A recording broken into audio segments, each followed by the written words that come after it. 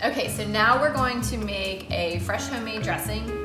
And this is a cup of organic olive oil, and I just picked this one up from Whole Foods. I also crushed 3 cloves of fresh garlic, and then it also has a teaspoon of Himalayan pink salt. I like to use the pink salt just to make sure it has all of its earth minerals still in it. It hasn't been stripped of its nutrients.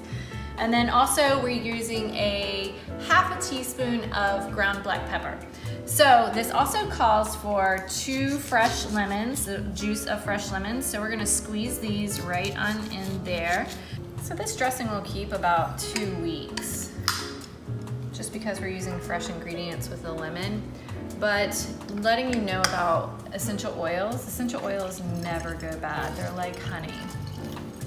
With Young Living essential oils, they never go bad. Now some essential oils have expiration dates on them, and that's how you know that they're no good as well. So we're gonna use that, and I'm gonna use 2 drops of lemon oil.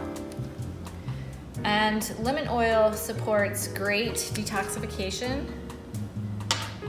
and basil supports actually mental clarity. It supports digestive.